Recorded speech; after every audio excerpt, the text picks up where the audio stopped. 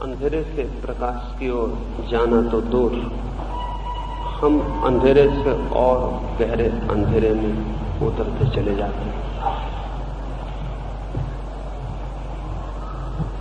उपनिषद के किसी ऋषि ने कहा है, अज्ञान तो अंधकार में ले जाता है, ज्ञान महा अंधकार में ले जाता है। बहुत ही उलझी हुई और विरोधाभासी बात कही है। अज्ञान तो अंधकार में ले जाता है, ज्ञान और महा अंधकार में है। साधारणता तो हमने यही सुना है कि ज्ञान प्रकाश में ले जाता है। निश्चित ही जो ज्ञान अंधकार में ले जाता होगा वो ज्ञान और ही तरह का ज्ञान होगा। और हम रोज रोज गहरे से गहरे अंधकार में चले जाते हैं, तो निश्चय ही जिसे हम ज्ञान कहते हैं वो ऐसा ही ज्ञान होगा। हमारा ज्ञान हमें और अंधकार में ले ही जाता है, क्योंकि हमारा ज्ञान हमारे भीतर से नहीं आता, हमारे बाहर से इकट्ठा होता है और सिर्फ हमारे अहंकार को मजबूत कर जाता है। मैं जानता हूं, ये अहंकार जिसके भीतर भी घनीभूत हो गया वो फिर प्रकाश की यात्राएं नहीं कर पाता।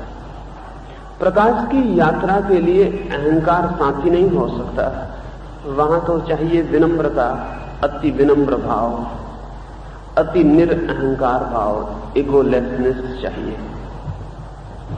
जितनी मजबूत हमारे ईगो और अहंकार की दीवार है, उतनी ही प्रकाश की किरणें हमारे भीतर नहीं पहुंच पाती। हम अपने मकान के सब द्वार दरवाजे बंद करके भीतर बैठ जाएं, फिर बाहर सूरज भी रहे तो भी क्या फर्क पड़ता है, हम तो अंधेरे में ही जिएंगे। और अहंकार से ज्यादा मजबूत कोई दीवार नहीं है जिसके भीतर मनुष्य बंद हो सके। अहंकार के कैप्सूल में, खोल में हम सब बंद हो जाते हैं। और साधारणता जिसे हम ज्ञान कहते हैं वो हमारे अहंकार को ही बढ़ा जाता है। इसलिए दुनिया जितनी शिक्षित होती मालूम पड़ती है उतनी अहंकारी होती चली जाती है। शिक्षा से होना तो ये चाहिए था कि अहंकार छूट जाए। विश्वविद्यालय से निकलते समय होना तो ये चाहिए था कि मनुष्य विनम्र होकर बाहर आए, वहां से और अहंकार लेकर वापस लौटता है। अहंकार पर सील मोहर भी लग जाती है, अहंकार और मजबूत हो जाता है। जितना ही हम जानने लगते हैं, लगता है कि हम उतने ही सुरक्षित हो गए हैं, उतने ही मजबूत हो गए हैं। सब प्रकार का जानना जो भी बाहर से उपलब्ध होता है, वो सभी जानना अंधकार में ले जाने की सीढ़ी बनता है। इस संबंध में थोड़ी बात समझ लेनी जरूरी होगी। प्रकाश की यात्रा के लिए उस तरफ सोचना और खोजना जरूरी है। हम जानते क्या हैं? शायद ही कोई अपने से पूछता हो कि मैं क्या जानता हूं। एक बहुत बड़ा विचारक एक फकीर के पास गया था। उस विचारक ने कोई 30 किताबें लिखी थी। उन किताबों की बड़ी प्रशंसा थी सारी दुनिया में। उन किताबों में से एक किताब के बाबत तो ऐसा कहा जाता था कि दुनिया की 2-4 बड़ी किताबों में एक है। अगर आपने भी, आप में से किसी ने वो किताब देखी हो, वो है टर्शियम आर्गनम। पीडी ऑस्पेंस्की की एक किताब है टर्शियम आर्गनम, ज्ञान का तीसरा सिद्धांत। अरस्तु ने एक किताब लिखी है ज्ञान का पहला सिद्धांत आर्गनम।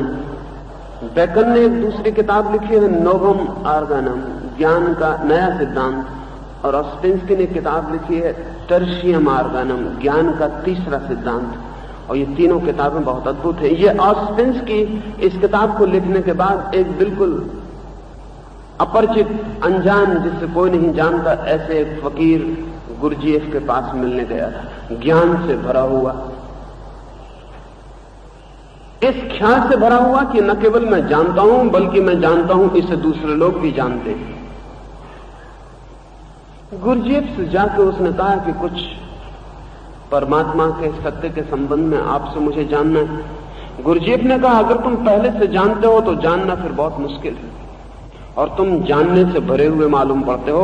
एक छोटा कागज में तुम्हें देता हूं, इस पर लिखो, तुम जो जानते हो वो लिख दो, फिर उसकी मैं बात नहीं करूंगा, और तुम जो नहीं जानते हो वो लिख दो, तो मैं उसकी बात करूं जो तुम नहीं जानते हो, क्योंकि जो तुम नहीं जानते हो वही जानना उचित होगा। जो जानते ही हो उसे जानने की अब और क्या जरूरत है।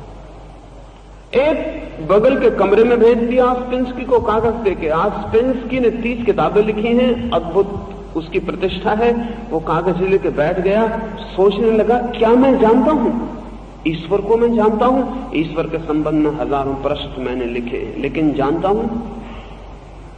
तो भीतर से उत्तर नहीं आया कि जानता हूं, भीतर से उत्तर आया, क्या परिचय है हमारा ईश्वर से? ईश्वर है भी या नहीं ये भी पता नहीं है। आत्मा को जानता हूं, स्वयं को जानता हूं, भीतर से कोई उत्तर नहीं आया जानने का। आस्पेंस्की हैरान हुआ, जिंदगी भर यही ख्याल था कि मैं बहुत जानता हूं। कोरा कागज लाके उस फकीर को वापस दे दिया और कहा, क्षमा करें, मैं तो कुछ भी नहीं जानता हूं। उस फकीर ने नीचे से ऊपर तक देखा और उसने कहा, अब जानने की यात्रा हो सकती। इतनी विनम्रता से यात्रा शुरू होती। लेकिन हमने कभी अपने से नहीं पूछा होगा किसी एकांत में कि मैं जानता क्या हूं। हम एक दूसरे से विवाद भी कर लेते हैं कि मैं जो जानता हूं वो ठीक है, लेकिन अपने से हमने कभी कोई विवाद नहीं किया है कि मैं जो जानता हूं वो जानता भी हूं। ठीक और गलत होना तो बहुत दूर की बात है।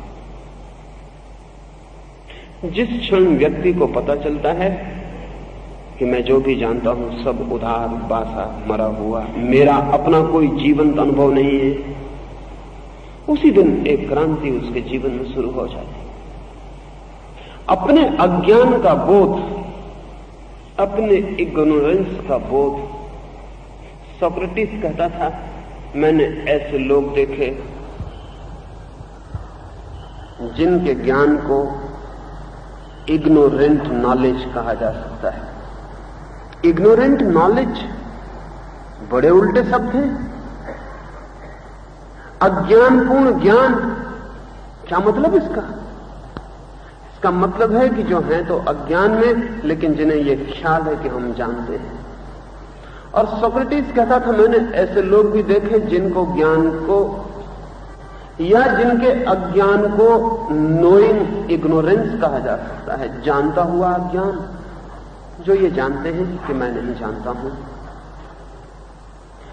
इससे बड़ी बात जिंदगी में दूसरी नहीं है जानने की कि जीवन के परम सत्यों के संबंध में हमें कुछ भी पता नहीं। लेकिन कैसे माने? हमने किताबें पढ़ी हैं, हमने गुरुजनों से सुना है, हमने ऋषियों, मुनियों, महात्माओं की वाणी याद की है, हमें बहुत कुछ पता है। हम कैसे माने कि हम नहीं जानते?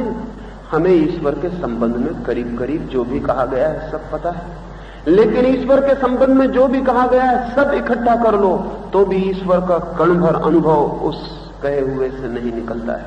और ईश्वर के संबंध में जो भी लिखा गया है सब इकट्ठा कर लो और सबका निचोड़ निकाल लो तो भी ईश्वर के अनुभव की एक झलक उससे नहीं मिलती। जैसे कोई किताब खोले और किताब में लिखा हो घोड़ा और किताब पे सवार हो जाए और घोड़े को हाँकने लगे तो हम उसे पागल कहेंगे। किताब में सिर्फ शब्द है, घोड़ा नहीं। शास्त्रों में भी सिर्फ शब्द हैं, परमात्मा नहीं। लेकिन किताब के घोड़े से कोई धोखे में नहीं आता और कभी घोड़े पे सवारी नहीं करता, लेकिन किताब के परमात्मा से बहुत लोग धोखे में आ जाते हैं और किताब के परमात्मा से प्रार्थना करने लगते हैं।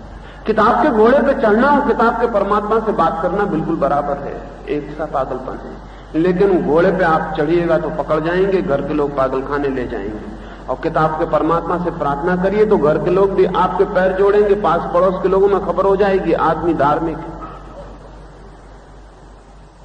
किताब के परमात्मा से क्या संबंध है सत्य का? किताब में तो सिर्फ अक्षर लिखे हैं, स्याही के धब्बों से ज्यादा नहीं। उनसे क्या मिलेगा?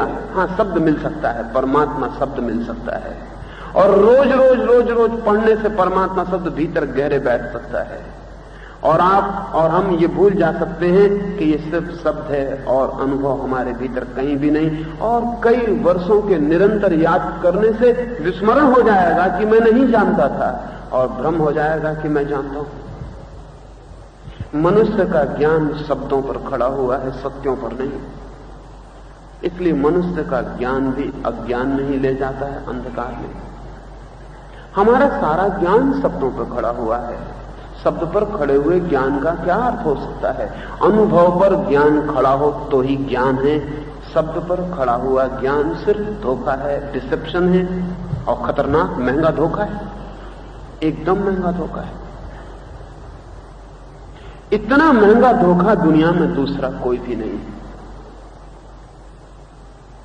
एक छोटे से बच्चे को हम बचपन से सिखाना शुरू कर देते हैं। मैं छोटा था, मेरी पहली जो स्मृति है वो यही है कि मुझे मंदिर में ले जाया गया।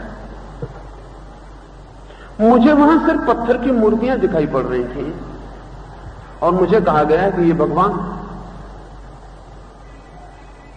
मैं नहीं मान सका इस बात को, कभी भी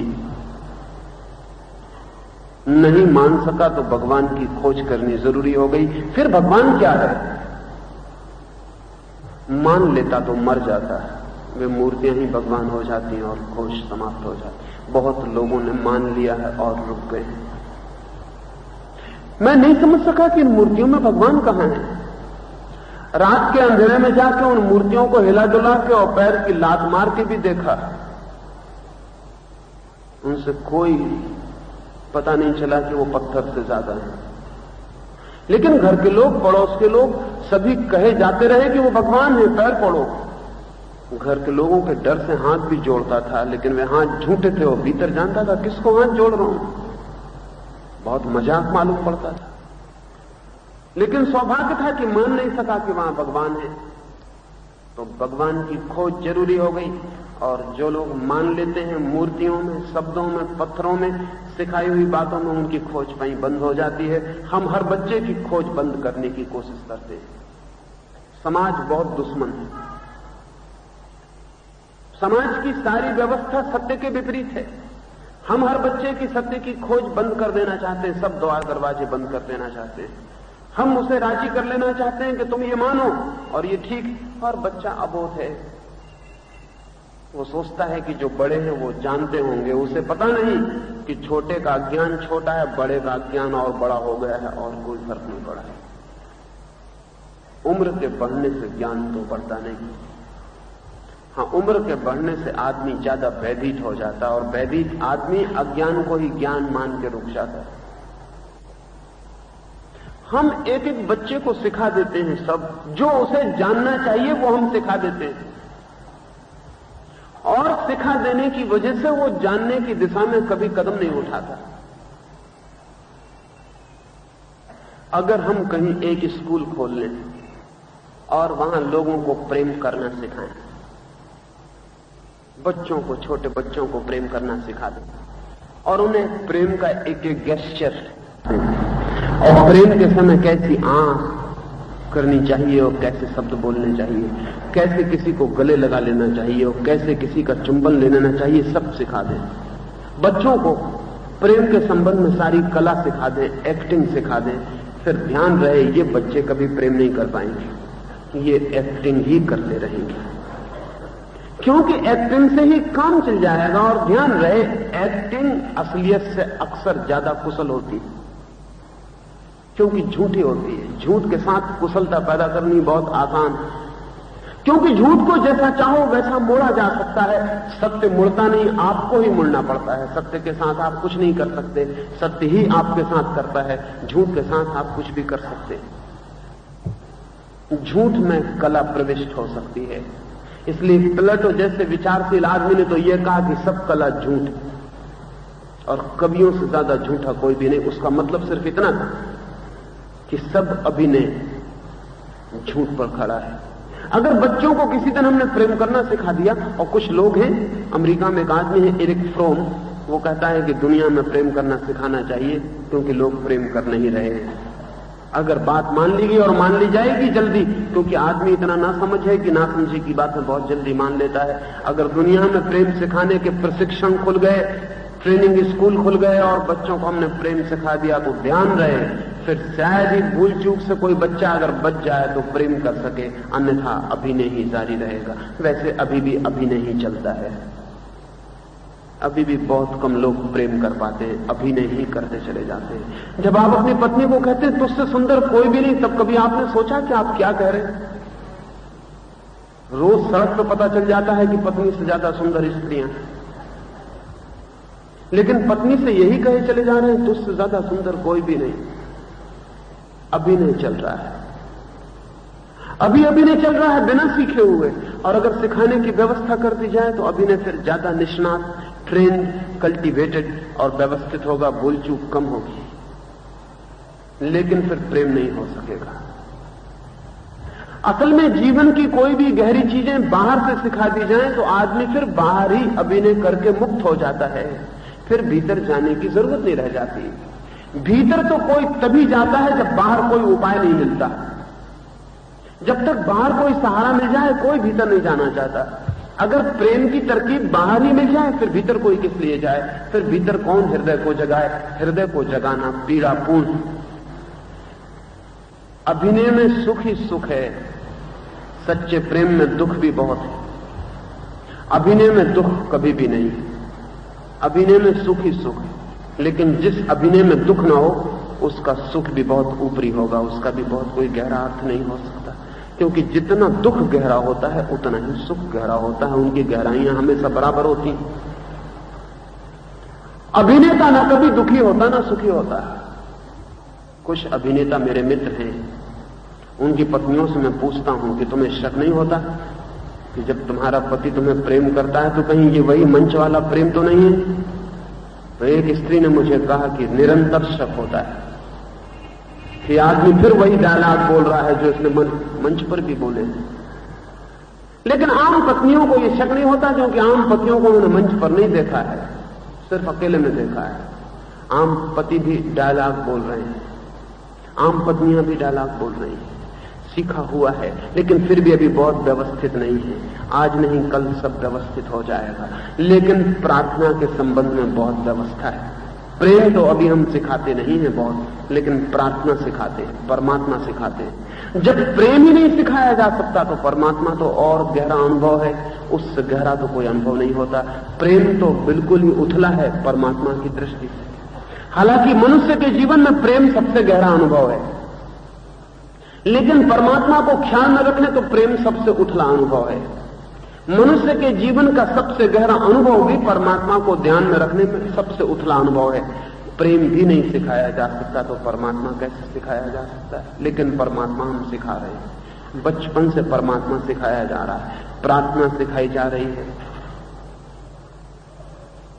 सब झूठ हो जाता है। मंदिर में हाथ जोड़े हुए जो आदमी खड़ा है, अगर उसकी खोपड़ी हम खोल सकें तो जल्दी हम उस झूठ को खोज लेंगे कि कब इसको हाथ जोड़ना सिखाया गया। ये हाथ जुड़े हुए सीखे हुए हाथ, और आदमी को इतना व्यवस्थित सिखाया जा सकता है कि उसे पता खुद भी न रहे। मैंने सुना है पहले महायुद्ध में एक आदमी युद्ध से बर्खास्त हो गया, उसके पैर में चोट लग गई। अब युद्ध में तो सब सीखे हुए आदमी होते हैं, युद्ध में असली आदमी प्रवेश नहीं कर सकता, सब नकली आदमी होते हैं। मिलिट्री की सारी ट्रेनिंग आदमी को नकली करने की व्यवस्था है। एक आदमी से हम कह रहे हैं लेफ्ट टर्न, राइट टर्न, 3-4 साल 10 साल बाएं घूमो दाएं घूमो, आगे जाओ पीछे जाओ, उसका मस्तिष्क खराब नहीं हो जाएगा तो बचेगा। मशीन का उपयोग करवा रहे हैं उससे, और जरा भी आज्ञा से भिन्न नहीं। बाएं घूमना है तो बाएं घूमना है, एक क्षण देर नहीं। बाएं घूमते घूमते बाएं घूमो तो वो मशीन की तरह घूमने लगता है, फिर आदमी नहीं घूम रहा, बटन जैसे दबे और पंखा घूम जाए, ऐसा बाएं घूमो, ये सुनते ही वो आदमी घूम जाता है। उस आदमी को भीतर घूमना नहीं पड़ता, ये बिल्कुल यांत्रिक हो गया। एक आदमी बर्खास्त हुआ है, वो एक सड़क से गुजर रहा है।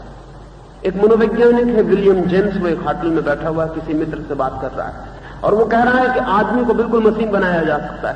तभी वो बाहर से आदमी निकला है। विलियम जेम्स ने जोर से चिल्ला के कहा अटेंशन, वो आदमी अंडे लिए हुआ था एक टोकरी में।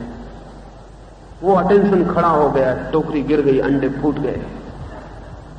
जब खड़ा हो गया अटेंशन, तब उसे ख्याल आया कि ये मैंने क्या किया, सारे अंडे फूट गए। भीड़ इकट्ठी हो गई। विलियम जेम्स अपने मित्र को ले जाकर खड़ा हो गया कि देखते हो। उस आदमी ने कहा, ये तुमने कैसी मजाक की, नुकसान कर दिया। विलियम जेम्स ने कहा, हमने तो सिर्फ अटेंशन कहा, तुमसे किसने कहा था कि तुम रुक जाओ। उसने कहा, ये कोई अब कहने सुनने समझने की बात है। 10 साल अटेंशन, यानी अटेंशन था। मैं भूल ही गया कि मिलिट्री में अब नहीं हूं, सड़क पे चल रहा हूं। अटेंशन, सुना कि घूम गई मशीन, मैं खड़ा हो गया, ये सब अंडे टूट गए, इनके पैसे कौन चुकाएगा? मैं गरीब आदमी हूं। विलियम जेम्स ने कहा, पैसे हम चुका देंगे, लेकिन तुम्हारी आत्मा कौन चुकाएगा? तुम खो गए, तुम गए, तुम आदमी नहीं रहे, मशीन हो गए। हनुमान जी का मंदिर दिखा और आपके हाथ जुड़ गए, आप समझ रहे हैं कि कोई और भिन्न बात है, वही अटेंशन। बचपन से सिखाया गया है इधर भगवान। मेरे एक मित्र हैं, मेरे साथ घूमने जाते हैं सुबह सुबह। कोई भी मंदिर पड़ जाए, बिना हाथ जोड़े वो आगे नहीं बढ़ते। मुझे जानते नहीं थे, घूमने में ही उनसे दोस्ती हो गई थी। धीरे धीरे उनसे बातें हुई, मेरी बातें सुनी, मेरी बातें समझी। दूसरे दिन मेरे साथ सुबह गए, मंदिर पड़ा। उन्होंने बड़ी ताकत लगा के अपने को रोका होगा, हाथ जोड़ना चाहते थे। मेरे साथ 10 कदम बिना हाथ जोड़े निकल गए, लेकिन मैंने देखा वो बहुत परेशान हो गए हैं। फिर रुके और मुझसे कहा, माफ करिए, मैं मुश्किल में पड़ जाऊंगा, दिन भर खराब हो जाएगा, मुझे वापस जाके हाथ जोड़ाने दीजिए। हुआ क्या है? ये मेरी कल्पना ही के बाहर है कि उस मंदिर के सामने से मैं बिना हाथ जोड़े निकल जाऊं। कभी नहीं निकला। आज 20 साल से हाथ जोड़ता हूं। नहीं, मुझे वापस जाने थे। वो गए, उन्होंने हाथ जोड़े, लौटे। वो बड़े रिलैक्स्ड, शांत मालूम पड़े। बड़ी बेचैनी हो गई। ये मिलिट्री से ज्यादा भिन्न बात हुई, अटेंशन से ज्यादा भिन्न बात हुई। हम भी जिन मंदिरों में हाथ जोड़ रहे हैं, जिन मस्जिदों में कवायद कर रहे हैं, जिन गिरजों में हाथ उठा के भगवान को पुकार रहे हैं, हमारी ये पुकार, हमारी ये प्रार्थनाएं, हमारी ये कवायदें, ये नमाजें सिखाई हुई हैं या हमारे प्राणों से कहीं इनका कोई संबंध है? नहीं तो मुसलमान का बेटा मुसलमान कैसे हो जाए, हिंदू का बेटा हिंदू कैसे हो जाए, अगर बातें सिखाई हुई ना हो। हिंदू का बेटा तो मुसलमान नहीं हो जाता, मुसलमान का बेटा तो हिंदू नहीं हो जाता। जो सिखाया गया है हम वही हो जाते। हमारा हिंदू होना सीखा हुआ होना है, हमारा मुसलमान होना सीखा हुआ होना है। हम सब झूठ अभिनय कर रहे हैं। हिंदू होना एक अभिनय है, मुसलमान होना एक अभिनय है, आदमी होना एक सच्चाई हो सकती है। हिंदू मुसलमान से ज्यादा झूठी कोई बातें हो सकती हैं, लेकिन वो हम सीखे हुए हैं। और बच्चों को उस समय से सिखा रहे हैं जब उन्हें कोई होश नहीं है, उनके दिमाग में भर रहे हैं। ये रहा भगवान, ये रही किताब, ये रहा ग्रंथ, ये रहा शास्त्र, ये है सत्य, उसके दिमाग में भरे चले जा रहे हैं। और हम सब इसी तरह के ज्ञान से भरे हुए लोग हैं। हमारा ये ज्ञान प्रकाश की तरफ ले जाने वाला नहीं है, ये हमें अंधेरे की तरफ ही ले जा रहा है। बहुत पहले आदमी के मस्तिष्क की बहुत गहरी तरकीबें कुछ होशियार लोगों को पता चल गई, उनका ही काम जारी है। कोरियन युद्ध के बाद चीन में जिन अमेरिकी सैनिकों को पकड़ लिया गया था, उनके साथ चीन में बहुत से प्रयोग किए गए, माइंड वॉश के प्रयोग किए गए, उनका दिमाग साफ कर देने की कोशिश की गई। तो क्या किया? उन लोगों को उपवासा रखा। भूखा आदमी सजेस्टिव हो जाता है, जितना भूखा आदमी हो उतना कोई भी सुझाव उसको दिया जा सकता है। इसलिए भूखे लोग हमेशा खतरनाक। भूखे लोग कोई भी सुझाव पकड़ सकते हैं और भूखा आदमी कोई भी काम कर सकता है। भूखे आदमी का मन सोचने विचारने की स्थिति में नहीं रह जाता, उसके दिमाग में जो डाल दिया जाए वो जल्दी से पहुंच जाता है। खाली पेट किसी भी चीज को स्वीकार कर लेता है, भरा पेट 25 दफे सोचता है। भरे पेट को सोचने की सुविधा है, भूखे पेट को सोचने की सुविधा नहीं है। तो उन सैनिकों को भूखा रखा गया और सोने नहीं दिया गया। अगर सोने न दिया जाए तो दिमाग बहुत ही सुझावशील हो जाता है, सजेस्टिव हो जाता है। एक आदमी को 2-4 दिन मत सोने दें, फिर उससे जो भी आप कहेंगे वहां भरने लगेगा। अब वो होश में नहीं है, अब मस्तिष्क ने सब संतुलन खो दिया। इसलिए कैदियों के साथ जिनसे कन्फेशन करवाना हो उनको जगा के रखते, उनको सोने नहीं देते। उनको 10-15 दिन मत सोने दो, जबकि वो सोए हिला दो। फिर वो होश के बाहर हो गए। फिर उनसे पूछो तुमने हत्या की थी, तो पहले इनकार करते थे, अब वहां भरने लगेंगे। अब उनको पता नहीं चल रहा है कि क्या हो रहा है। अब वो सपने में जी रहे हैं, करीब करीब सपने में, बेहोशी में, मूर्छा। चीन में उन अमेरिकी सैनिकों को खाना कम दिया, सोने नहीं दिया, और दिन रात उनके सामने कम्युनिज्म का प्रचार किया जा रहा है। दिन रात कम्युनिज्म की बातें की जा रही हैं। वो जग रहे हैं, बैठे हैं, सो गए तो हिला दिया, फिर किताब पढ़ी जाने लगी। खाना दिया नहीं जाता, भोजन दिया नहीं जाता। 6 महीने तक ये उपद्रव जारी है। कभी कुछ थोड़ा खाना दे दिया है, कभी कुछ दवा दे दी है। जिंदा उनको रखने का पूरा उपाय है, मरने भी नहीं देंगे और जीने भी नहीं देंगे। 6 महीने के भीतर उनका सब होश गड़बड़ हो गया, उनका सब पुरानी स्मृति गड़बड़ हो गई। 6 महीने के बाद जब वो बाहर आए तो वो चीन की प्रशंसा करते हुए बाहर आए, वो कम्युनिज्म की इज्जत करते हुए बाहर आए। उन्होंने जाके अमेरिका में कहा कि कम्युनिज्म ही ठीक चीज है और कोई चीज ठीक नहीं है। बड़ी हैरानी हुई कि इनको क्या हो गया, इनको हो क्या गया। इनके दिमाग को पूरा पहुंच डाला गया। लेकिन चीन में यह भी किया गया, धार्मिक लोग हमेशा से यही कर रहे हैं। बच्चों के साथ माइंड वॉश किया जा रहा है, और मां बाप ने जितना अनाचार बच्चों के साथ किया है और किसी ने कभी किसी दूसरे के साथ नहीं किया। होश में नहीं हो रहा है ये, हमें पता नहीं, शायद पता हो जाए तो हम बंद भी कर दें, हमें पता ही नहीं। हिंदू बाप बेटे को हिंदू बनाने की पूरी कोशिश में है, मुसलमान बाप मुसलमान बनाने की कोशिश में। इस कोशिश का क्या मतलब है कि हिंदुस्तान और पाकिस्तान पुनरुक्त होते रहेंगे? इस कोशिश का क्या मतलब है कि हिंदू मुस्लिम दंगे जारी रहेंगे? इस कोशिश का क्या मतलब है कि हत्या जारी रहेगी, आदमी आदमी लड़ता रहेगा? इस कोशिश का यही मतलब है, लेकिन कोशिश जारी रहेगी। और कोशिश क्या है? एक निर्बोध क्लीन स्लेट बच्चा पैदा हुआ है जिसकी तख्ती पर भी कुछ भी नहीं लिखा गया है। मां बाप जो भी लिख देंगे वो उस तख्ती पे पकड़ जाएगा, और मां बाप बहुत जल्दी में है कि कुछ लिख दें कि कोई और ना लिख दे कुछ। धार्मिक लोग बड़े डरे रहते हैं। हिंदुओं की किताबों में लिखा है, पुरानी किताबों में, कि अगर जैन मंदिर के सामने से निकलते हो और पागल हाथी आ जाए तो उस पागल हाथी के पैर के नीचे दब के मर जाना, लेकिन जैन मंदिर में शरण मत लेना। बचने की उम्मीद हो तो भी भीतर मत जाना। क्यों? क्योंकि कहीं जैन धर्म की कोई बात कान में न पड़ जाए। जैनियों के ग्रंथों में भी यही लिखा हुआ है, ठीक यही, कि हिंदू के मंदिर के सामने से निकलते हो, पागल हाथी आ जाए तो उसके पैर के नीचे मर जाना बेहतर है, लेकिन हिंदू मंदिर में प्रवेश मत करना, नहीं तो कोई हिंदू धर्म की बात कान में पड़ जाए। और कान में पड़ी बात को निकालना मुश्किल होता है, पड़ गई तो पड़ गई, और भीतर सब गड़बड़ हो जाए। इसलिए दुनिया के सारे धर्मों ने यह कोशिश की, दूसरे धर्म से परिचित मत हो जाना, दूसरे धर्म की किताब मत पढ़ना, दूसरे धर्म की बात मत सुनना। अपना धर्म, अपनी किताब, अपना गुरु सही, अपनी किताब सही, अपना धर्म सही, बाकी सब गलत है। ये गलत का इतने जोर से प्रचार जो किया जाता है, ये इसीलिए कि तुम दूसरे को सुनना ही मत, उस तरफ ध्यान ही मत देना। हर माँ बाप, हर समाज, हर संप्रदाय बच्चे के मन को जल्दी से भर देना चाहता है ताकि खाली ना रह जाए, लेकिन उसे पता नहीं कि वो उसे मुसलमान होने से बचा लेगा, ईसाई होने से बचा लेगा, हिंदू बना देगा, लेकिन उसे पता नहीं कि उसने अपने बेटे को धार्मिक होने से भी सदा के लिए बचा लिया है। मुसलमान अपने बेटे को हिंदू होने से बचा लेगा, ईसाई होने से बचा लेगा, लेकिन उसे पता नहीं कि उसने अपने बेटे को सदा के लिए धार्मिक होने से भी बचा लिया। क्योंकि धार्मिक होने के लिए खोज चाहिए थी, वो खोज अब नहीं होगी। इसका मन भर गया, इस भ्रम से भर गया कि अब मैं जानता हूं कौन है भगवान, क्या है भगवान। इसके प्रश्न सब मर गए, इसकी जिज्ञासा मार डाली गई, इसको ज्ञान दे दिया गया। ध्यान रहे, 2 तरह के ज्ञान हैं, एक ज्ञान जो जिज्ञासा और खोज के बाद उपलब्ध होता है, वो प्रकाश में ले जाता है, और एक ज्ञान जो जिज्ञासा और प्रश्नों की हत्या करके पकड़ लिया जाता है, वो अंधकार में ले जाता है, वो प्रकाश में नहीं ले जाता। हमारे पास कैसा ज्ञान है?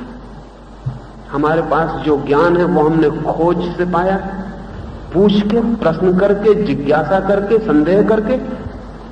हमने उसे खोजने के लिए कोई श्रम किया है, कोई ऊहापोह किया है, कोई चिंतना की है, कोई मनन किया? नहीं। हमने उसे पाने के लिए जितना मनन हो सकता था, चिंतन हो सकता था, उसकी सब संभावनाएं तोड़ दी हैं। प्रश्न हो सकते थे, उनकी जड़ काट दी है। जिज्ञासा हो सकती थी, उसको मार डाला है और ज्ञान प्राप्त कर लिया है। जिज्ञासा की हत्या पर जो ज्ञान खड़ा है, वो अंधकार में ले जाने वाला ज्ञान है। वो ज्ञान कभी भी प्रकाश में नहीं ले जा सकता। और हम सबके पास ऐसा ही ज्ञान। हमने कभी पूछा है गहरे मन से कि ईश्वर है? नहीं, पूछने के पहले हमने मान लिया है कि है। जिसने पूछा ही नहीं वो जानेगा कैसे? फिर कुछ भी माना जा सकता है। रूस में बच्चे पैदा होते हैं तो उनको वो समझा रहे हैं ईश्वर नहीं, बच्चे यही मान लेते हैं, बच्चे अबोध हैं। और रूस में 20 करोड़ की संख्या में अधिकतम लोग यही मानते हैं न कोई ईश्वर है, न कोई मोक्ष है, न कोई आत्मा है, आदमी बस शरीर है। ये 20 करोड़ लोग अज्ञानी हैं। हमको ऐसे ही लगेगा कि अज्ञानी है, क्योंकि ज्ञानी आत्मा को मानते हैं, मोक्ष को मानते हैं, ईश्वर को मानते हैं। लेकिन हम अपने से पूछें कि हम में उनमें फर्क क्या है? उनके बच्चों की स्लेट पे लिखा जा रहा है ईश्वर नहीं है, बच्चे वो दोहरा रहे हैं। हमारे बच्चों की स्लेट पे लिखा जा रहा है ईश्वर है, बच्चे वो दोहरा रहे हैं। दोनों के बच्चे दोहरा रहे हैं, दोनों के बच्चे नहीं जान रहे फर्क क्या है। इससे क्या फर्क पड़ता है कि आप क्या दोहरा रहे हैं? तोता ये कहे कि ईश्वर है या तोता ये कहे कि ईश्वर नहीं है, क्या फर्क पड़ता है? सिर्फ इतना पता चलता है कि एक तोते का मालिक कहता है ईश्वर है और दूसरे तोते का मालिक कहता है कि ईश्वर नहीं है। और तो कोई पता नहीं चलता, दोनों तोते हैं और दोनों मालिक की बातें दोहरा रहे हैं। उनका अपने पास कुछ भी नहीं है। आदमियत को हमने तोतों की हालत में डाल दिया है, एक एक आदमी को तोता बना दिया है। लेकिन दुख होता है मन को, इसलिए हम कभी फिक्र भी नहीं करते कि हम तोते तो नहीं हैं, हम कहीं प्रोपेगेंडा के शिकार तो नहीं है, विक्टिम तो नहीं है। हम सब शिकार हैं। हमारा सारा ज्ञान प्रोपेगेंडा से आया हुआ है, हमारा ज्ञान और कहीं से नहीं आया हुआ। एक के आसपास हिंदू प्रोपेगेंडा चल रहा है, वो हिंदू हो गया। एक के पास मुसलमान प्रोपेगेंडा चल रहा है, वो मुसलमान हो गया। एक के पास कम्युनिस्ट प्रोपेगेंडा चलेगा, वो कम्युनिस्ट हो जाएगा। नास्तिक का चलेगा, नास्तिक होगा। आस्तिक का चलेगा, आस्तिक हो जाएगा। सारी मनुष्यता प्रोपेगेंडे से गिरी है, प्रचार से। प्रचार ज्ञान नहीं बन सकता। प्रचार डाला हुआ ज्ञान है और डालने की तरकीबें जाहिर हो गई हैं और डाली जा रही हैं। सब तरफ से तरकीबें की जा रही हैं डालने की। आदमी के भीतर बाहर से ज्ञान डालने की कोशिशें चल रही हैं। और अब तो हमें और भी अच्छे उपाय मिल गए हैं। अभी अमेरिका के एक वैज्ञानिक ने एक घोड़े के खोपड़ी में छेद करके एक इलेक्ट्रोड डाल दिया उसकी खोपड़ी में, एक छोटा सा यंत्र डाल दिया। उस घोड़े को कुछ पता नहीं। वो यंत्र जो है रेडियो से प्रभावित किया जा सकता है। रेडियो का दूसरा हिस्सा वैज्ञानिक के पास, वो उस रेडियो से कहता है घोड़े नाच, घोड़ा नाचने लगता है। घोड़े को कुछ पता नहीं, घोड़ा यही सोच रहा होगा कि मैं नाच रहा हूं। वो कहता है घोड़ा रुक, तो घोड़ा रुक जाता। ये अभी प्रयोग के तल पर घटना घटी है, ये आदमी के साथ भी कल घटेगी, इसमें कोई कठिनाई नहीं। कम्युनिस्ट हुकूमत होगी, जो आदमी गड़बड़ करेंगे उनकी खोपड़ी में ऑपरेशन करके इलेक्ट्रोड डाल देगी और कहेगी कैपिटल ही असली धर्म ग्रंथ है, तो वो आदमी कहेगा कैपिटल ही असली धर्म ग्रंथ है। कहेगी ईश्वर नहीं है, तो वो आदमी कहेगा ईश्वर नहीं है। जो उस इलेक्ट्रोड को कहा जाएगा वो खोपड़ी में वही ध्वनि पैदा कर देगा और वो आदमी मुंह से वही बोल देगा। ये इलेक्ट्रोड नई तरकीब है, पुरानी तरकीब लंबी थी। 15-20 साल खोपड़ी पर बच्चे के भरो कि कुरान ही सत्य है, बाइबल ही सत्य है, गीता ही सत्य है। 20-30 साल लग जाते थे, तब कहीं उसकी खोपड़ी दोहराती थी। अब हमने नई तरकीब निकाली, वो बैलगाड़ी का रास्ता था, ये जेट प्लेन का रास्ता है। इलेक्ट्रोड डाल देंगे, जो चाहेंगे वो उससे कहलवा लेंगे। आदमी बड़ा निरीह हो जाएगा। आदमी अभी भी निरीह रहा है, आदमी बहुत हेल्पलेस। प्रोपेगेंडा खतरनाक है, वो चारों तरफ से आदमी को जकड़ने की कोशिश करता है। और मन का नियम है कि उस पर दोहराए चले जाओ एक बात, तो कितनी देर मन विरोध करेगा। मन धीरे धीरे धीरे धीरे उब जाता है और स्वीकार कर लेता है। हमें पता नहीं। अब जो खोज करते हैं वो कहते हैं 30 बच्चे पहली कक्षा में भर्ती हुए हैं। एक लड़के से सवाल नहीं बना, उसका गुरु उसे कहता तुम बिल्कुल गधे हो। उसे पता नहीं वो इलेक्ट्रोड डाल रहा है उसकी खोपड़ी में। उस बच्चे को सुनाई पड़ता है कि मैं बिल्कुल गधा हूं।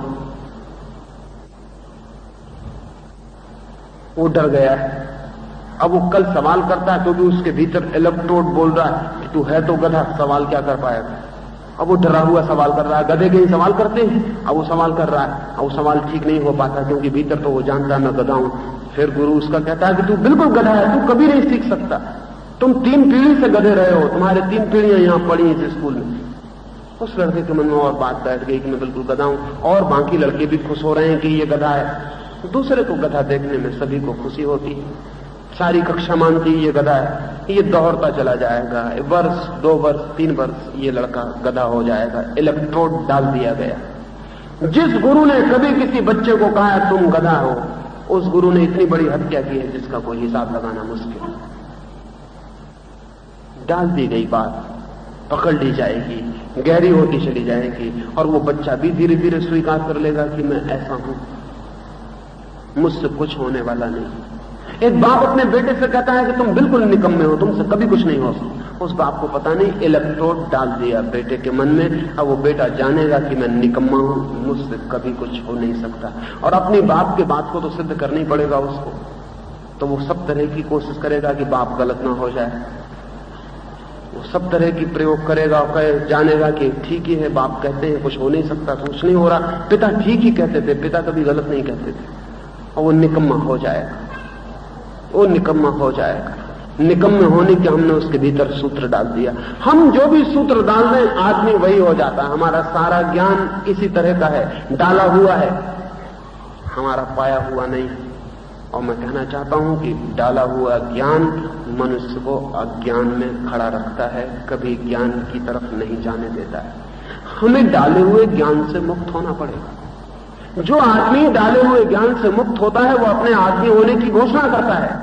वो ये कहता है मैं मशीन नहीं हूं, मैं तोता नहीं हूं, मुझे सिखाओ मत, मैं खोजना चाहूंगा, मैं जानना चाहूंगा, मैं खुद ही खोजना और जानना चाहता हूं। कृष्ण को कोई विशेष हक नहीं है कि वो खुद जाने। महावीर को कोई विशेष हक नहीं है कि वो खुद जाने। मुझे भी उतना ही हक है कि मैं जानूं, क्योंकि जब जानूंगा तभी मेरी आंखें प्रकाश से भरेंगी, जब जानूंगा तभी मेरे प्राण नाचेंगे, जब जानूंगा तभी मैं रूपांतरित होऊंगा। दुनिया में सब आदमियों को खुद जानने का हक है, लेकिन नहीं, ये नहीं हुआ अब तक। अब तक अधिक लोगों को दूसरे लोग जना रहे हैं, कोई किसी को जानने नहीं दे रहा है। और हम सब उसी ज्ञान से भरे हुए हैं जो दूसरे हम में डाल देते हैं। ये अचेतन हो गया, हमें पता ही नहीं कब से ज्ञान हम में डाला जा रहा है। बच्चा पैदा हुआ और ज्ञान डालना शुरू हो जाता है। बच्चा पैदा हुआ, उस नासमझ बच्चे के पास भी राम के गीत गाए जा रहे हैं और मोहम्मद की प्रशंसा की जा रही है। उसके मन में पकड़ी जा रही हैं बातें, पकड़ी जा रही हैं बातें। अब हमारी समझ में यह आना शुरू हुआ है कि हर आदमी का मन सिखाया हुआ मन है, किसी आदमी के पास अपना मन नहीं है। और अपना मन न हो तो हम क्या हैं? हमसे ज्यादा निर्धन कोई भी नहीं हो सकता। माइंड भी बारोट, मन भी उधार, तो फिर हम क्या हैं? हमारी आत्मा क्या है? हमारा होना क्या है? जो सिखा दिया जाए वही आदमी सीख लेता है। खतरनाक से खतरनाक बातें सिखाई जा सकती हैं। हिटलर ने अपने मुल्क को सिखा दिया कि यहूदियों को मारे बिना जर्मनी का कोई उद्धार नहीं। अब बेचारे यहूदियों का कोई संबंध नहीं जर्मनी के उद्धार और अनुद्धार। पहले तो लोग हंसे, यहूदियों ने कहा क्या पागलपन की बात, दूसरों ने भी कहा क्या पागलपन की बात है। लेकिन हिटलर होशियार है, ज्यादा जानता है उनसे। वो कहता है फिक्र मत करो, दोहराए चले जाओ। जो आज कह रहे हैं पागल, वो कल कहेंगे ठीक। हिटलर दोहराए चला गया, चला गया, चला गया। 5-7 साल के भीतर जो कहते थे पागल, वो भी दोहराने लगे कि सब यहूदियों की ही गड़बड़। सब अखबार यही कहते हैं, सब रेडियो यही कहता है, तो आदमी कब तक बचेगा? एक एक आदमी क्या करेगा? वो भी कहने लगा सब यहूदियों की गड़बड़, यहूदियों को मारना जरूरी। फिर हिटलर ने यहूदी मारने शुरू किए। अकेले एक आदमी ने 1 करोड़ यहूदियों की हत्या की। और हम हैरान हैं कि इतना बड़ा विचारशील मुल्क, जर्मनी जैसा विचारशील मुल्क, हिटलर की इस बेवकूफी में राजी कैसे हो गया? इलेक्ट्रोड डाल दिया खोपड़ी में, वो राजी हो गए। फिर जर्मनी बहुत दूर है, उसे छोड़ दें। हमने हिंदुस्तान और पाकिस्तान के नाम पर जो किया वो क्या है? कुछ नेता चिल्लाए चले गए कि हिंदू मुसलमान दुश्मन, सम्मिलित था और रामलीला मुसलमान भी देखता था, कोई सवाल न था, कोई झगड़ा न था। लेकिन ऊपर से लोग चिल्लाए चले गए हिंदू मुसलमान दुश्मन है। कुछ लोग चिल्लाए चले गए नहीं, दुश्मन नहीं है, भाई भाई है। हालांकि ध्यान रहे, जब भी भाई भाई का सवाल उठता है तब दुश्मनी स्वीकृत हो चुकी होती, नहीं तो कोई भाई भाई नहीं कहता। अगर कभी मुझे आपसे आके कहना पड़े कि हम दोनों बिल्कुल भाई भाई हैं, पक्का मानिए भाई भाई है, तो समझना चाहिए झगड़ा शुरू हो चुका है। नहीं तो भाई भाई दोहराना नहीं पड़ता, भाई भाई होना काफी है। दोहराने की जरूरत तब पड़ती है जब दुश्मनी साफ होने लगे। जिससे हमारी दुश्मनी होने लगती उससे हम कहते हैं कि हम बिल्कुल भाई भाई हैं, हम तो बिल्कुल सगे भाई हैं। ये कहने की जरूरत दुश्मनी के बाद पैदा होती। कुछ लोग चिल्लाते गए दुश्मन है, कुछ लोग कहते गए भाई भाई हैं, दोनों एक ही सिक्के के दो पहलू हैं, कोई फर्क नहीं। मुल्क के मन में बैठता चला गया। पहले मुल्क हंसा पाकिस्तान की बात सुन के कि पाकिस्तान, मुसलमान भी हंसे, लेकिन फिर धीरे धीरे जिन्ना दोहराए चला गया, पाकिस्तान पाकिस्तान पाकिस्तान। धीरे धीरे वो मन में बैठता चला गया, वो धीरे धीरे पकड़ता चला गया।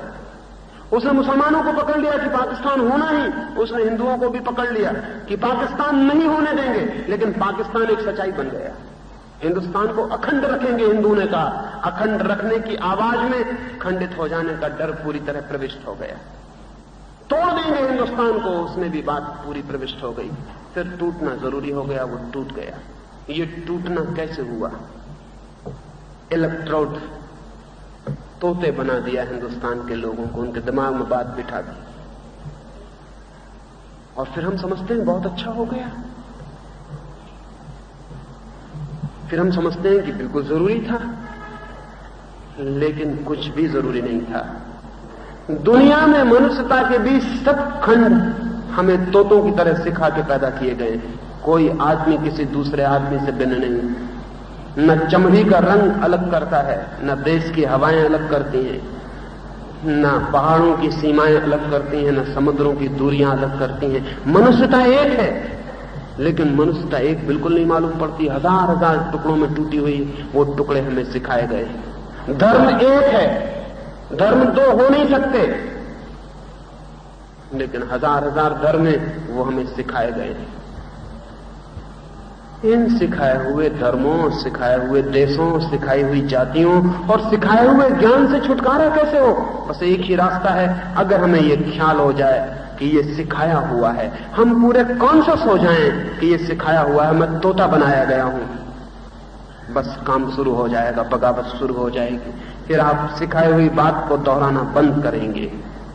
आप कहेंगे ये मैं नहीं दोहराऊंगा। कौन कहता है कि मैं मुसलमान हूं? कौन कहता है मैं हिंदू हूं? मुझे पता नहीं। और जब तक परमात्मा नहीं मिलता मैं पूछूं भी किससे कि मैं कौन बताने वाला हो सकता है? परमात्मा कभी मिलेगा तो पूछ लूंगा, तूने मुझे हिंदू बनाया या मुसलमान बनाया? तूने मुझे भारतीय बनाया कि चीनी बनाया? तूने मुझे क्या बनाया? शूद्र बनाया कि ब्राह्मण बनाया? ये भगवान के सिवाय और किससे पूछा जा सकता? उससे पूछ लेंगे जब मिलेगा। लेकिन हम आदमी से पूछ के और आदमी से सीख के चुप बैठ गए। हमारा सारा ज्ञान ऐसा है। जीवन के परम सत्यों के संबंध में हमने कुछ बातें सीख ली हैं और दोहराए चले जा रहे हैं। क्या हम इन्हीं बातों को दोहराते दोहराते कभी सत्य तक पहुंच जाएंगे? कुछ लोग कहते हैं कि असत्य को दोहराते रहो तो धीरे धीरे सत्य हो जाता है। हिटलर कहता है अपनी आत्मकथा में कि घबराओ मत, बस असत्य को दोहराते रहो, सत्य हो जाएगा। लेकिन असत्य दोहराने से सत्य हो सकता है? कितना ही दोहराओ, सत्य दिखाई पड़ सकता है, सत्य हो नहीं सकता। असत्य को दोहराते दोहराते ऐसा हो सकता है कि लगने लगे यही सत्य है, लेकिन वो सत्य हो नहीं जाएगा। असत्य तो असत्य ही रहेगा। असत्य के सत्य होने का कोई उपाय नहीं, लेकिन असत्य सत्य मालूम पड़ने लगेगा। और ये असत्य से भी ज्यादा खतरनाक बात है, असत्य का सत्य मालूम पड़ना। नहीं, आदमी को अगर खोजना हो ज्ञान, खोजना हो प्रकाश, तो मन की पट्टी को साफ रखे। मन की पट्टी को साफ रखे, मत लिखने दें किसी को अपनी पट्टी पर कि परमात्मा है या नहीं है, मत लिखने दें कि आत्मा अमर है या नहीं है। कहें कि मैं नहीं जानता हूं और मैं जानने के लिए उत्सुक हूं, लेकिन सीखने की मेरी कोई इच्छा नहीं, क्योंकि सीखने से कभी जानना नहीं हो सकता। रमन के पास कोई आया और कहने लगा मैं सीखना चाहता हूं धर्म। रमन ने कहा सीखना चाहते हो, पागल हो गए हो, किसी ने कभी धर्म सीखा है? तो उसने कहा फिर मैं क्या करूं? तो रमन ने कहा सीखो मत, लर्निंग की जरूरत नहीं, अनलर्न करो, अनसीखा करो, जो सीखा है वो भी छोड़ दो, खाली होके आ जाओ। उस आदमी ने कहा ये तो मुश्किल है, जो मैं सीखा हूं आप और कुछ सिखा दें उसमें जोड़ सकता हूं, एडिशन कर सकता हूं, सरल वही है, आप मुझे कुछ और बता दें तो मैं उसको भी जोड़ लूंगा। रमन ने कहा जोड़ने का सवाल नहीं है, क्योंकि गलत में सिर्फ गलत ही जोड़ सकता है, गलत में सही नहीं जोड़ सकता। माने हुए में सिर्फ माना हुआ जोड़ सकता है, माने हुए में जाना हुआ नहीं जोड़ सकता, उनका कोई तालमेल नहीं है। तू पहले खाली होके आ, फिर हम तुझे उस तरफ उठने की बात कहें कि कैसे तू खाली होकर खड़ा हो सकता है परमात्मा के समक्ष। सीखी हुई बातों को छोड़ा, किसने कहा तुझसे कि ईश्वर है? हो सकता है हो सकता है न हो। बुद्ध एक गांव में प्रवेश किए, सुबह ही सुबह है, अभी एक आदमी मिला है दरवाजे पर गांव के, और उसने पूछा है ईश्वर है? मैं आस्तिक हूं। बुद्ध ने कहा ईश्वर बिल्कुल नहीं है। तुझसे किसने कहा पागल कि ईश्वर है? तू कैसे आस्तिक बन गया? तू किसकी बातों में आ गया? ईश्वर तो है ही नहीं, मैंने खोज लिया, कहीं भी नहीं है, सब कुछ है, ईश्वर भर नहीं है। वो आदमी झाड़ के नीचे अवाक खड़ा रह गया। उसने सोचा था बुद्ध से सहायता ले लेगा, अपनी मान्यता को और मजबूत कर लेगा, बुद्ध कहेंगे है तो फिर अपनी आस्था और मजबूत हो जाएगी। पता तो नहीं है कि है, मानते हैं कि है, बुद्ध जैसा प्रमाणिक आदमी कह देगा है तो हम और जोर से मान लेंगे कि है। इसीलिए आया था। गुरुओं के पास लोग इसलिए जाते हैं अपना अज्ञान और मजबूत करने के लिए, कि वो गुरु भी कह देंगे तुम जो मानते हो बिल्कुल ठीक है। किताब पढ़ते हैं कि किताब कह दे कि तुम जो मानते हो बिल्कुल ठीक है, और जहां कोई कहे नहीं ये ठीक नहीं है, फिर वहां जाने की हिम्मत नहीं जुटा पाते। जहां कोई ज्ञान छीन ले वहां कोई नहीं जाता, जहां ज्ञान मिलता हो वहां लोग जाते। और मैं मानता हूं जो ज्ञान छीन ले वो आपका मित्र है, जो ज्ञान दे दे वो आपका दुश्मन, क्योंकि ज्ञान दिया ही नहीं जा सकता, दिया हुआ ज्ञान झूठा हो जाता। बुद्ध ने कहा नहीं है ईश्वर। वो आदमी झाड़ के नीचे खड़ा रह गया। बुद्ध हंसते हुए आगे बढ़ गए। बुद्ध के साथ एक भिक्षु है आनंद, वो बड़ा हैरान हो गया। बुद्ध ने कह दिया बिल्कुल नहीं है, रात पूछ लूंगा एकांत में। दोपहर को एक आदमी और आया उस गांव में। उस आदमी ने कहा मैं नास्तिक हूं, मैं ईश्वर को बिल्कुल नहीं मानता हूं, आपका क्या ख्याल? वो आदमी भी उसी इच्छा से आया है जिस इच्छा से सुबह वाला आदमी आया था। अलग अलग बातें हैं, इच्छा एक ही है। बातों में भ्रम में नहीं पड़ना चाहिए, बातें अलग हो सकती हैं, सवाल इच्छा का है। वो आया है जानने की, बुद्धि भी कह दें कि ईश्वर नहीं है तो मैं निश्चिंत हो जाऊं, वो भी परेशान है। विश्वास करने वाला कभी निश्चिंत नहीं हो पाता, क्योंकि उधार ज्ञान कैसे निश्चिंत करेगा? तो डर बना ही रहता है कि पता नहीं गलत ना हो, तो और पक्का कर लें, और पक्का कर लें, और पक्का कर लें, गारंटी कहीं से कोई लिख के दे दे तो ठीक हो जाए। बुद्ध से उसने कहा मैं नास्तिक हूं, ईश्वर को नहीं मानता, आप क्या कहते हैं? बुद्ध ने कहा ईश्वर नहीं मानते, पागल हो गए हो? किसने तुमसे कहा ईश्वर को मत मानो? ईश्वर है, मैंने बहुत खोजा, ईश्वर के सिवाय और कुछ भी नहीं पाया। अब तो आनंद बहुत परेशान हो गया। सुबह इस आदमी ने क्या कहा, दोपहर क्या कह रहा है ये आदमी? ये बुद्ध को क्या हो गया? ये इतनी जल्दी बदल कैसे गए? सोचा रात जल्दी हो जाए, एकांत मिल जाए तो पूछ लूं। सांझ और मुश्किल हो गई। एक आदमी और आया, उसने बुद्ध से कहा कि मुझे कुछ भी पता नहीं, ईश्वर है या नहीं, मैं क्या करूं? तो बुद्ध ने कहा तुझे जो भी थोड़ा बहुत और पता हो वो और छोड़ दे। बिल्कुल ऐसा हो जा कि तुझे कुछ भी पता नहीं, खाली हो जा, फिर मुझसे पूछने मत आ, जो होगा वो तुझे पता चल जाएगा। तू खाली हो जा, फिर जो है वो तुझे दिखाई पड़ जाएगा। तू भरा रहे, फिर जो है वो तुझे दिखाई नहीं पड़ सकता। भरी हुई आंखें कुछ देख सकती हैं, खाली आंखें देख सकती हैं। भरे हुए दर्पण में तस्वीर बनेगी, खाली दर्पण में तस्वीर बन सकती है। तू खाली हो जा, तू दर्पण की तरह बिल्कुल खाली हो जा, तू भाग जा। और मेरे पास आया तो ठीक है, और किसी के पास मत जाना, नहीं कोई तुझे भर दे। बचना, गुरुओं से बचना। गुरुओं से बचना बड़ा मुश्किल है। गुरु तलाश करते हुए घूमते हैं कि कहीं कोई फंस जाए तो जल्दी से उसकी गर्दन पकड़ ले। गुरु सब तरफ घूम रहे हैं कि कोई मिल जाए। बुद्ध ने कहा गुरुओं से बचना, जाना मत किसी के पास अब पूछने। अच्छा हुआ मेरे पास आया, क्योंकि मैं गुरु नहीं बनता, इसलिए तू बच गया, नहीं तो तुझे फांस लेता। तू बिल्कुल खाली हो जा। आनंद की तो मुश्किल बढ़ गई और तूफान चलने लगा, आंधी उठने लगी कि क्या मामला है, बुद्ध का मतलब क्या है। 3 उत्तर देते हैं एक ही दिन में। हमारा सबका ख्याल यह है कि जो आदमी जानता है वो बहुत कंसिस्टेंट होगा, वो वही उत्तर सुबह देगा, वही दोपहर, वही सांझ। ये गलत है। बुद्धुओं के सिवाय कंसिस्टेंट कोई भी नहीं होता, बुद्धिहीनों के सिवाय कंसिस्टेंट कोई भी नहीं होता। जितना बुद्धिमान आदमी है हर पल उसका उत्तर बदल जाएगा, क्योंकि सब बदल गया। वो आदमी बदल गया जिससे बात करनी है, वो घड़ी बदल गई, वो सवाल बदल गया, उसका उत्तर बदल जाएगा। सांझ रात सब चले गए हैं। आनंद ने बुद्ध के पैर पकड़ लिए और कहा मुझे मुश्किल में डाल दिया। 3 उत्तर एक ही दिन में, बिल्कुल उल्टे, बिल्कुल भिन्न। आप कहते क्या हैं? आप बिल्कुल असंगत मालूम पड़ते हैं। सुबह आपने कहा ईश्वर नहीं है, दोपहर कहा है, सांझ का कुछ भी मत मान, ना है ना है, खाली हो जा। मैं क्या करूं? बुद्ध ने कहा पागल, तुझे तो मैंने एक भी उत्तर न दिया था, तूने उत्तर क्यों लिया? तुझसे तो मैंने बात ही नहीं की थी, तेरा प्रश्न ही नहीं था, तो तूने उत्तर कैसे पकड़ा? जिनके प्रश्न थे उनको मैंने उत्तर दिए थे, बात खत्म हो गई। उस आनंद ने कहा और मुश्किल में मत डालो मुझे, क्योंकि मैं कोई बहरा नहीं हूं, मुझे उत्तर सुनाई पड़ गए।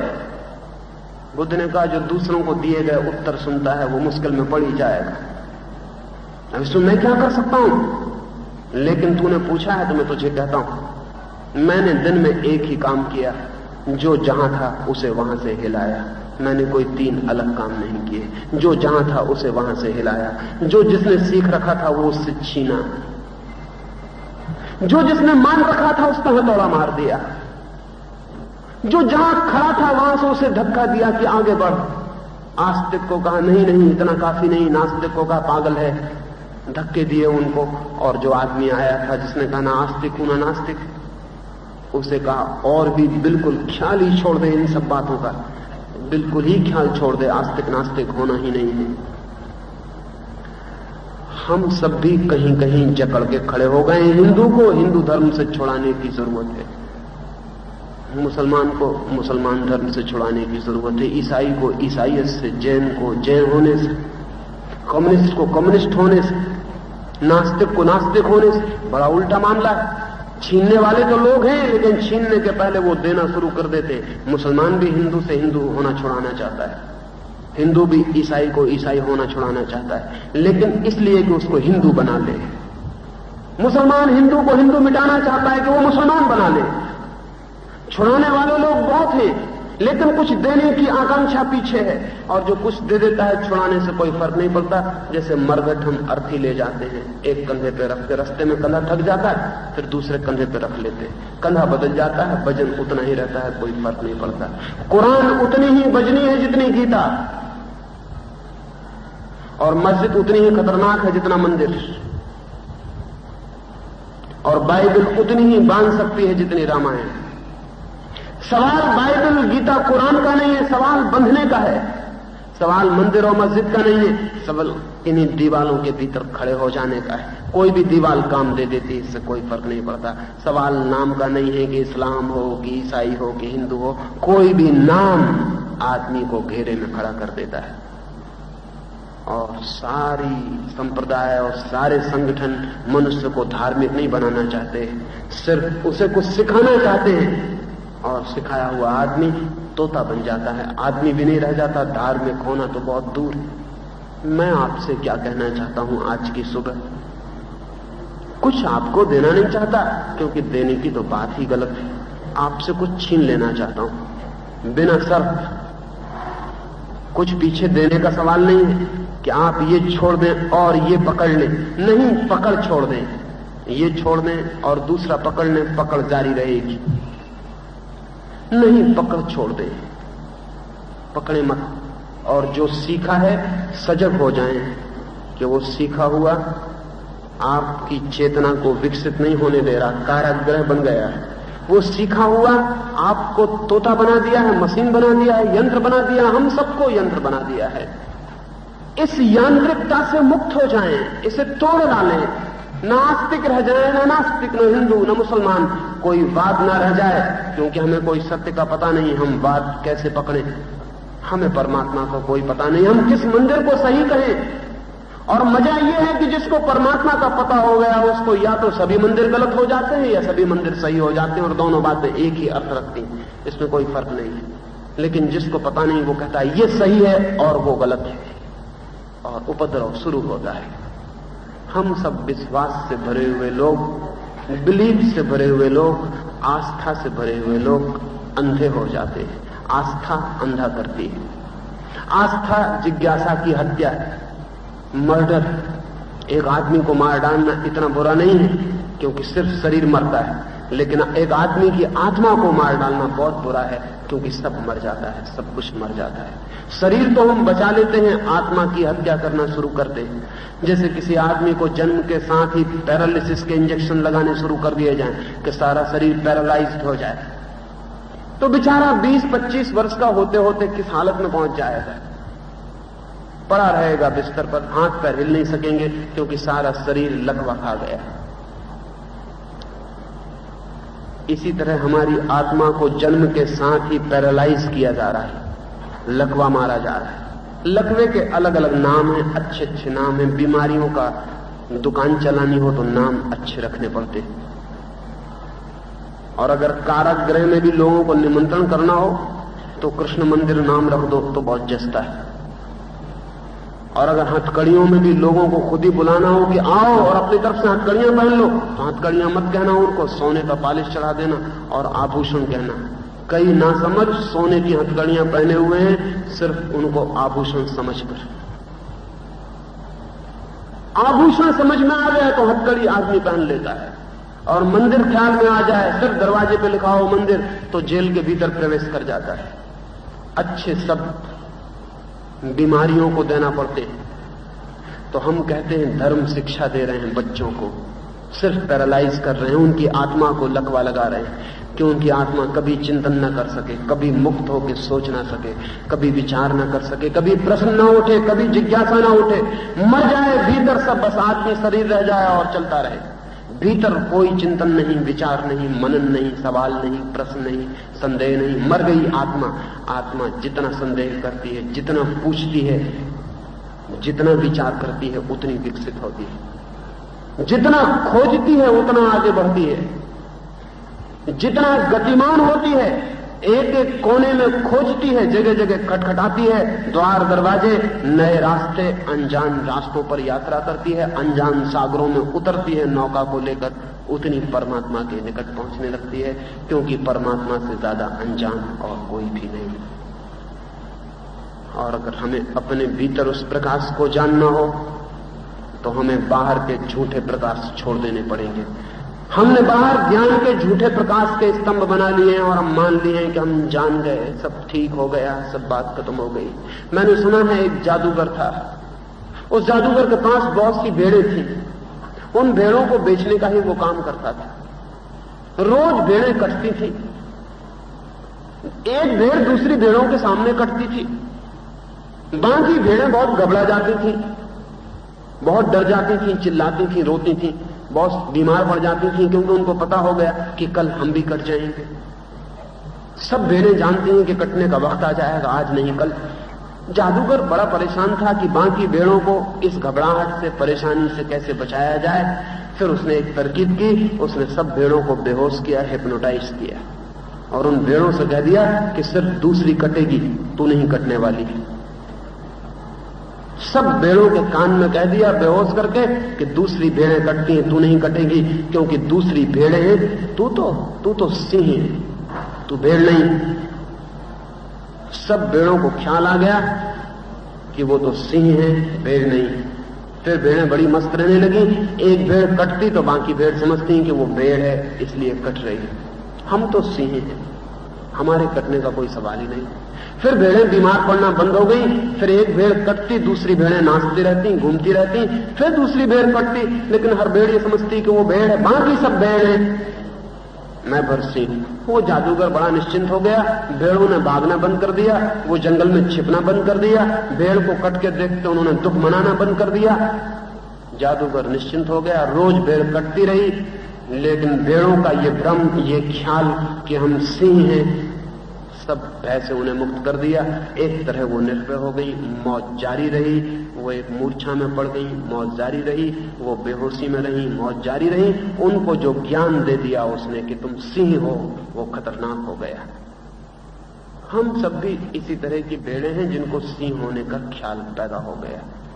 रोज कोई मरता है, लेकिन हमको ये ख्याल नहीं आता कि मैं मरूंगा। हम समझते हैं वो मर गया, बेचारा।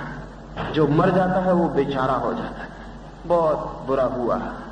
हम इतने उससे मजे से ये बात करते हैं कि बहुत बुरा हुआ। ये सहानुभूति हम ऐसे रसपूर्ण ढंग से प्रकट करते हैं कि बहुत बुरा हुआ, कि ऐसा लगता है कि ये बुरा हम पर कभी होने को नहीं है। उससे हम जब बेचारा कहते हैं तो हम ऐसा कहते हैं कि हम दो जाति के लोग हैं, वो बेचारा, हम बहुत अलग हैं। ये मरना यहां होने वाला नहीं है। भेड़ें कुछ भ्रम में है, हमें कुछ भ्रम है कि हम अमर हैं, और वो आत्मा अमर है। वो जो हमें दोहराया जा रहा है वो हम सबके दिमाग में बैठ गया है कि हम अमर हैं। इसलिए हम तो मरने वाले नहीं, दूसरे लोग मर जाते हैं। और हम सबके मन में बैठ गया कि सबके भीतर परमात्मा है, सब ब्रह्म स्वरूप है।